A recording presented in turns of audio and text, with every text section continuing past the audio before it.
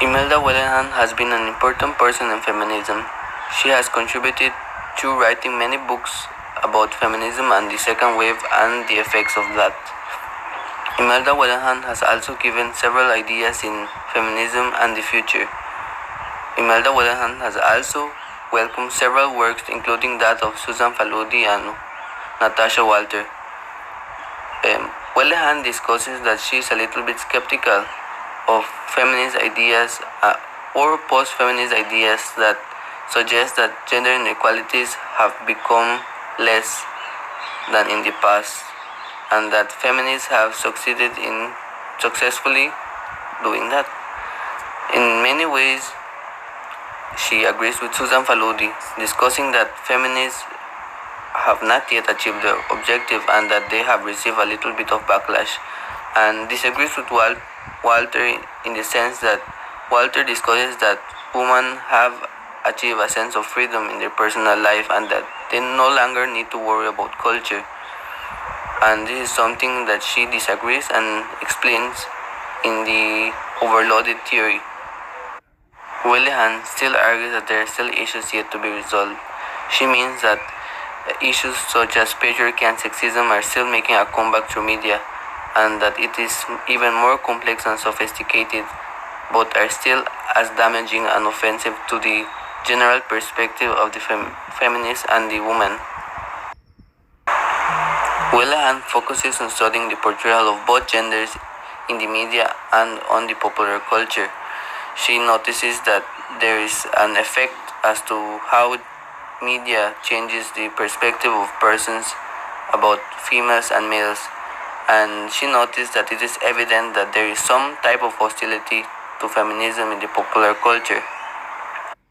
Feminism has been portrayed as the unacceptable F word that the media tends to put in a derogative connotation, and it portrays independent women as psychotic or neurotic. There have been many examples in movies or even in social media about this. Examples that are included in the text information are about Glenn Close as a deranged businesswoman in a film that is called Fatal Attraction, and also another film protagonized by Demi Moore in the 1994 film Disclosure. And in this film, there is a certain plot point in which she uses an accusation of sexual harassment to get back at a colleague who sprung at her sexual advances, meaning that this is a negative way in which women are being portrayed in movies. Feminists are now seen in a different light and are sometimes referred as being boring by being in favor of censorship or basically against fun. For example, the Karens, which has now become a popular meme throughout social media. One phrase above all has come to encapsulate the essence of a Karen. She would be the kind of person who asks to speak to the manager. In doing so, Karen is causing trouble for others. It is taken as read that her complaint is bogus or at least is not appropriate to the vigor at which she pursues the complaint. The target of Karen's entitled anger is typically presumed to be a minor problem or some racial conflict, and so she executes a maneuver in which she uses her femininity to present herself as a victim when she is really the aggressor. Another completely different take are the aggressive feminists. Yes, that actually happens and can be seen in our neighboring country, Mexico. When you see in the news and you notice that they go out on demonstration or special events that represent the woman, they sometimes become a bit violent, even to the extent of doing vandalism, and hence this acts once again turns feminism into the F word. With this, women that would like to support a feminist idea are discouraged. Girl power is a term that has been alluded or used very commonly throughout popular culture and was primarily launched by the popular British punk group the Spice Girls. The popular version of girl power has been changing and redirected to the representation of girlhood from a strong, proactive, smart heroine to a worshipper of femininity, beauty, and heterosexuality. The celebration of girl power has been one of the arguments used to indicate that women have achieved equality. This also stems from the Spice Girls themselves. A woman such as Madonna are portrayed to the media as true independent women with full control of their lives. Madonna broke the common stereotypes of well-preserved women and flooded the media at the time with her overly sexual style. At the same time, the Spice Girls, along with other girl bands, started to intervene in the predominantly male-dominated industry and showed that more women were being successful. Not surprisingly, this type of attitude has provoked an outcry from earlier feminists, and Wellehand suggests a number of reasons to question the idea of girl power and its emphasis of individual change and self-empowerment, and if it is something applicable in conventional feminism. Firstly, Wellehand states that girl power ignores the existence of prevalent inequality that still holds women back. Just by listening to the songs of bands proclaiming girl power like Spice Girl does not prepare a woman for the harsh reality in which women continue to suffer discrimination, disadvantage, and lower wages. Moreover, women like Madonna and the Spice Girls are rare and untypical since they are basically celebrities. And are all women celebrities? And as you may know, the answer is no. They are used as example for other women that women can actually really be successful, but that is particularly harsh since they are the exception and basically the minority of women. Another point that she argued, along with other feminists, is that much of girl power adopts the negative practices of what would be considered a traditional male behavior. This is often seen more in the present generation, since they are more exposed to the influence of the internet and media. They might try to emulate the behaviors of such things displayed on the media or television. For example, there were TV shows such as The Girly Show broadcasted back in 1996. In this series, there were regular activities done by the girls, some in which involved drunken young women talking about lecherous stuff. According to Wellehand, such shows suggested that women can only succeed by adopting the worst possible features of masculinity. Therefore, other feminists also showed their indifference on girl power, since it had uncritical stance that seemed to emulate patriarchal norms. As mentioned before, Wellehand has written books that contribute to feminism, one being a guide of reading the book Bridget Jones's Diary, in which she observed the portrayal of a portion of women in the media that are known as the Bridget Jones effect. The book on film shows a woman that is clearly aware of feminism and has a strong sense of independence and self-sufficiency. Inversely, she is also desperate to find a partner before she gets old. The film and book shows the single woman which we would consider the singleton, who is the development of the ladette after years of having a certain level of success, and then the biological longing of motherhood or being complemented with a partner kicks in. The theme focuses on the realization that her success was at the expense of finding what really matters, which would be, in this case, finding a partner. There were several similar films that delivered a message that it doesn't matter how independent and resourceful a woman is. In the end, she still has to be wary of the culture of making herself attractive to men.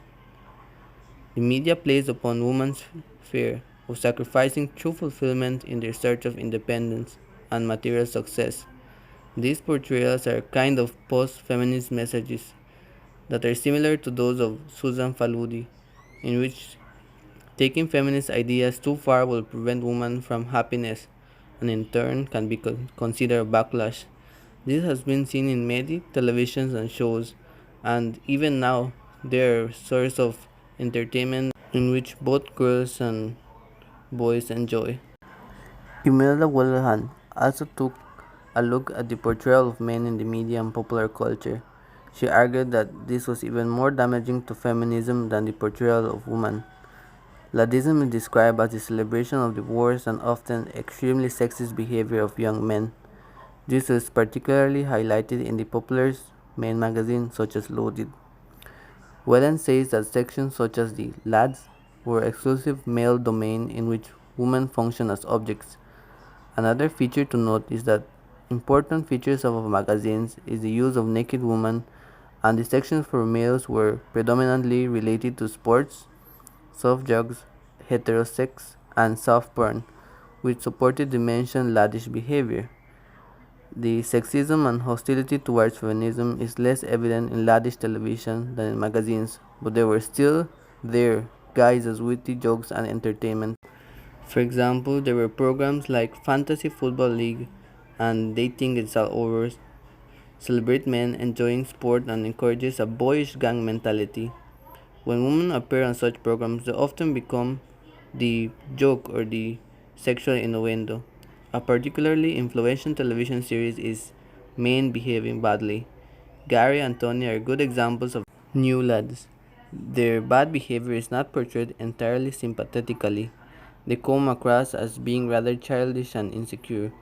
However, they are nevertheless likable since they're basically protagonists. The women, Dorothy and Deborah, try to change them, but in the end they realize they're fighting a battle they cannot win and accept their failings. Welehan says that Dorothy and Deborah are willing to compromise by making the best of their choice of men, which rhetorically involves indulging in their bad behavior.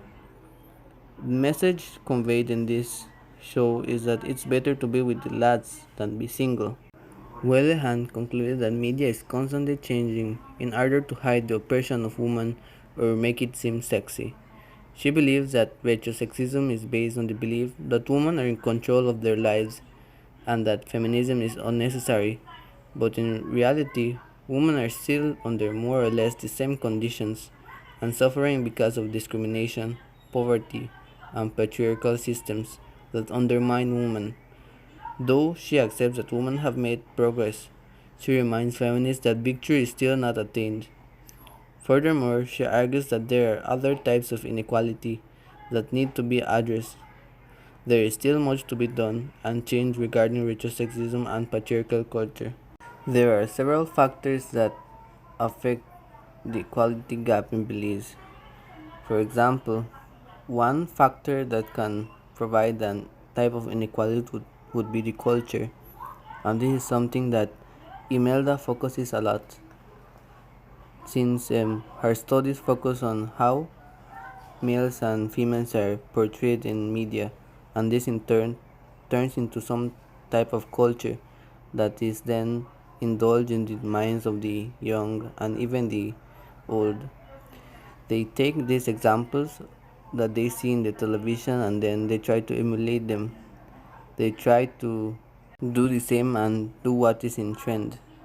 In modern times, culture and behavioral norms can be transmitted easily through media. They're constantly exposed to ladism and negative behavior displayed by girls or even boys. They're either affected directly or indirectly by taking a look at the representation of males and females that are shown on the media. And this provides several repercussions to society as a whole, since the new generation of girls and boys will be influenced by this negative stuff, and this could lead to many social issues. For example, they can lead to domestic violence by promoting the aggressive behavior of males, or even it can be backwards, meaning that even females abuse of their partners.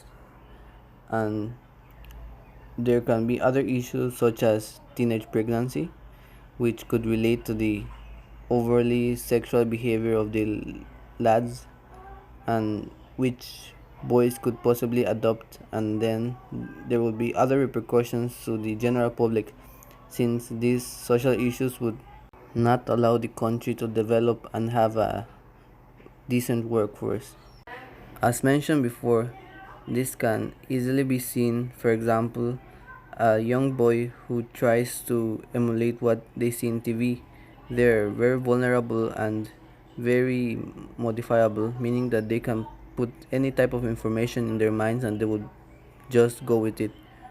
So, media is a great problem since we cannot really filter what our children or other people could see. Therefore, we do not know what type of influence that would come.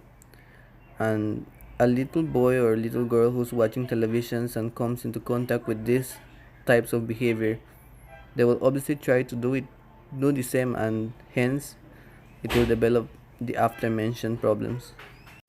Another factor that can influence the inequality in beliefs would most likely be the ones that are tackled by Natasha Walter in her examination.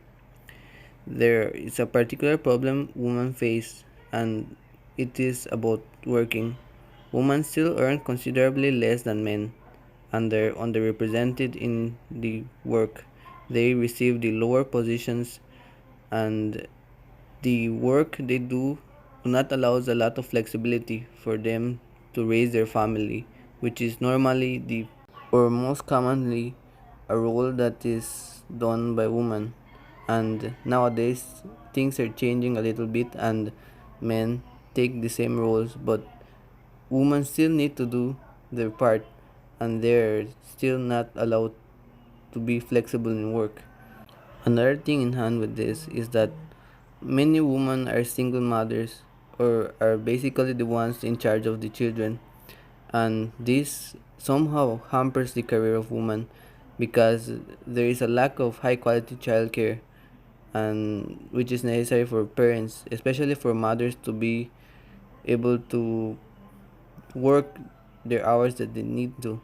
And this is something that is very important in today's society.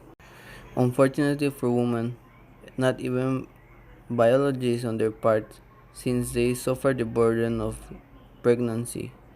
And because of this, women are most likely to suffer poverty than men, because they're the ones that are basically with the child, and they are pushed with a disadvantage because the working system is very outdated and is not caring for their female workers, and they can essentially be an important part of the workforce, since women can also be even more productive than males, and since they can be able to concentrate more.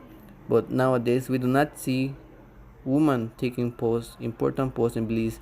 There are only a few that are part of the government, part of important businesses, even owner of important businesses. They are mostly males, and if the other part of the workforce, being the mothers, given an extra boost, then the country would clearly have an advantage and would even be able to boost their economy, since the money flow would be improved. Lastly, there is something that is always present in every country, and this is discrimination. Discrimination can be in general. There are many types of discrimination, be it racial, gender, and even their position in society. Discrimination is something that definitely messes up with the equality gap in beliefs. And also taking this into consideration, other factors can be put here. For example, corruption. Because of corruption, there are many poor people who do not have access to the same opportunities, and the rich keep being fed by the poor. And this can be present everywhere, in the workforce, in the government, in society, and this reduces the opportunities of other people to develop, and with this develop the country itself. And of course this reduces the workforce and creates a harmful environment that is the main cause of underdeveloped countries. For example, this can mostly be seen in countries like Belize, where there are third world countries in which there are limited resources, and the resources are mainly monopolized by some people, and they hoard all the resources and money, and even the work, and reserve it only to the ones that they favor. Therefore, I can conclude that there are many issues that are present, but they are still yet to be resolved and can actually be resolved. But then we have to be patient and actually do something for ourselves. And thank you for listening to my presentation. That's everything.